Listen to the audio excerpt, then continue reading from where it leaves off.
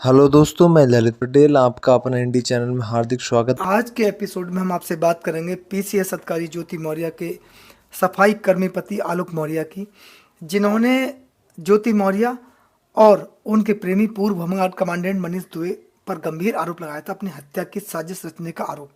दोस्तों, ये आरोप बहुत बड़ा आरोप था, संज्ञेय अपराध था। ये आरोप लगाने के बाद आखिर आलोक मौर्य ने अपना शिकायती प्रार्थना पत्र संबंधित थाने के पास क्यों नहीं दिया, इस पर हम आपसे बात करेंगे।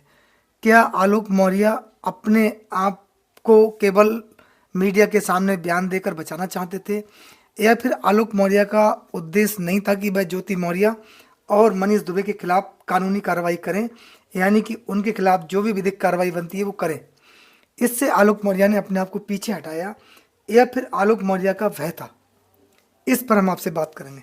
दूसरी हम आपसे बात करेंगे यह कि महिला विकास मंच के अध्यक्ष बीना मानवी, जो काफ़ी सुर्खियों में रहती हैं, महिलाओं के विकास की बात करती हैं, महिलाओं के संरक्षण की बात करती हैं, महिलाओं की सपोर्ट की बात करती हैं, लेकिन इस पूरे प्रकरण में महिला विकास मंच की अध्यक्ष बीना मानवी मनीष दुबे के साथ खड़ी हुई नजर आई, यानी कि मनीष दुबे को क्लीन चिट देने का काम किया उन्होंने, वहीं ज्योति मौर्य को क्लीन चिट देने का काम किया।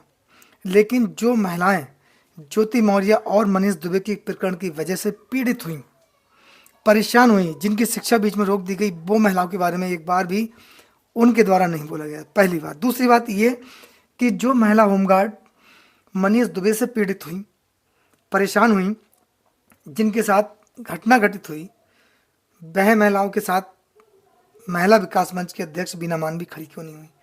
और वहीं मनीष दुबे की पत्नी तनु पारासर, जो मनीष दुबे के साथ आजकल कानूनी जंग लड़ रही हैं, कानूनी जंग का सामना कर रही हैं, मनीष दुबे से पीड़ित हैं, दुखी हैं, मनीष दुबे के द्वारा उनके साथ धोखा किया गया, धोखाधड़ी की गई, जो आरोप मनीष दुबे की पत्नी तनु पारासर ने लगाए हैं।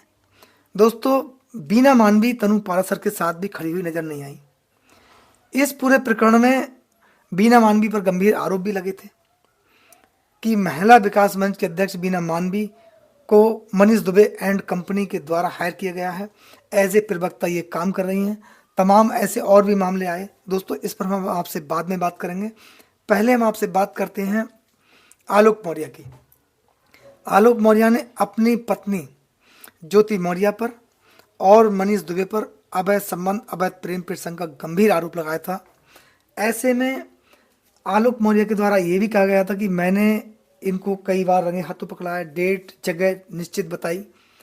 इस प्रकरण में पूरी जांच हुई मनीष दुबे के खिलाफ, और महिला होमगार्ड्स के मामले में भी जांच हुई, तनु पारासर के प्रकरण में भी जांच हुई, और जांच उपरांत मनीष दुबे दोषी पाए गए, उनके खिलाफ कार्रवाई हुई और उन्हें सस्पेंड कर दिया गया, पद से हटा दिया गया। और दोस्तों, इसमें आलोक मौर्य ने भी गंभीर आरोप लगाए थे। अपनी हत्या की साजिश का आरोप अपनी पत्नी ज्योति मौर्य और मनीष दुबे पर लगाया था, क्योंकि दोनों पर ही अवैध संबंध, अवैध प्रेम प्रसंग का आरोप आलोक मौर्य ने लगाया था मीडिया के सामने बयान देकर। इसमें सबसे बड़ा प्रश्न ये है, आलोक मौर्य ने मीडिया के सामने ये सब बातें कही, कुछ एविडेंस भी दिखाए, ज्योति मौर्य पर अवैध संपत्ति अर्जित करने का आरोप भी लगाया, अवैध धन वसूली का आरोप लगाया, 33 करोड़ के लेन देन का मामला बताया, तमाम बहुत लंबी फेहरिस्त थी।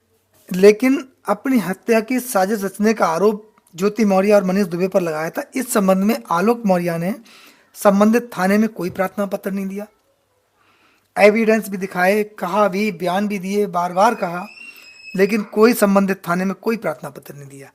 इसके पीछे कारण क्या था? अगर हम मानते हैं मनीष दुबे के खिलाफ संबंधित थाने में कार्रवाई होना मुश्किल था, क्योंकि ज्योति मौर्य और मनीष दुबे का मामला था, ज्योति मौर्य एसडीएम और मनीष दुबे पूर्व होमगार्ड कमांडेंट, यानी कि उनके खिलाफ कार्रवाई करवाना मुश्किल था। लेकिन आलोक मौर्य न्यायालय के समक्ष भी नहीं गए। आलोक मौर्य ने एक भी प्रार्थना पत्र न्यायालय के समक्ष नहीं दिया, जिससे कि आलोक मौर्य जो कह रहे थे कि मुझे न्याय चाहिए, वो न्याय उन्हें न्यायालय से मिलना चाहिए, लेकिन उसके लिए भी उन्होंने कोई प्रार्थना पत्र न्यायालय के समक्ष नहीं दिया। ये एक विचारणीय बात है। क्या आलोक मौर्य अपने आप को दहशत में महसूस कर रहे थे? आलोक मौर्य ने मीडिया के सामने कहा मेरी हत्या हो सकती है, मेरी जान जा सकती है, लेकिन उसके बावजूद भी वो अपनी कार्रवाई न्यायालय के समक्ष करने में चूके। इसके पीछे चूक थी, या फिर आलोक मौर्य के द्वारा केवल इस पूरे प्रकरण को हाईलाइट करना था? आलोक मौर्य ने न्यायालय के समक्ष कोई प्रार्थना पत्र नहीं दिया। क्या आलोक मौर्य को भय था वास्तविक आलोक मौर्य का द्वारा इसमें कोई उत्तर न देना? क्या आलोक मौर्य दबाव में था? ये बातें हम इसलिए आपसे कह रहे हैं कि आलोक मौर्य ने इस पूरे प्रकरण के बाद एक बार भी न्यायालय का दरवाज़ा नहीं खटखटाया। आलोक मौर्य ने अपनी बात न्यायालय के समक्ष नहीं रखी। वहीं ज्योति मौर्य भी इस पूरे प्रकरण में आलोक मौर्य के अगेंस्ट दिखाई दी। मनीष दुबे आलोक मौर्य के अगेंस्ट दिखाई दिए। यानी कि ज्योति मौर्य पर जो आरोप आलोक मौर्य ने लगाए थे, उन आरोपों का खंडन ज्योति मौर्य हो या फिर मनीष दुबे हो, दोनों के द्वारा एक बार भी नहीं किया गया, बल्कि आलोक मौर्य का इस पूरे प्रकरण में उपहास उड़ाया गया। दोस्तों, इससे ये स्पष्ट था कि ज्योति मौर्य और मनीष दुबे दोनों ही एक दूसरे के संपर्क में थे और ज्योति मौर्य पर जो आरोप आलोक मौर्य ने लगाए थे वह सही आरोप थे। मनीष दुबे के खिलाफ अन्य महिलाओं ने जो आरोप लगाए थे वह भी सही थे, क्योंकि जांच उपरांत मनीष दुबे के खिलाफ कार्रवाई हुई। लेकिन आलोक मौर्य ने अपना परिवार बचाए रखने की दृष्टि से शायद ये प्रार्थना पत्र न्यायालय के समक्ष नहीं दिया हो या फिर संबंधित थाने में नहीं दिया हो। केवल आलोक मौर्य अपनी पत्नी से छुटकारा मनीष दुबे का चाहते थे।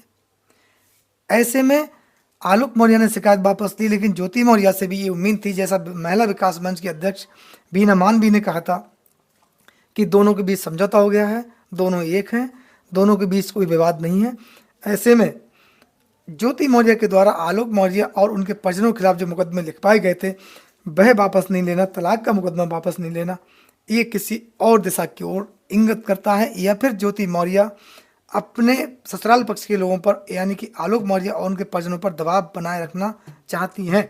ये ज्योति मौर्य का उद्देश्य हो सकता है, क्योंकि ज्योति मौर्य ने अपने परिवार के मामले में एक बार भी एक शब्द नहीं बोला।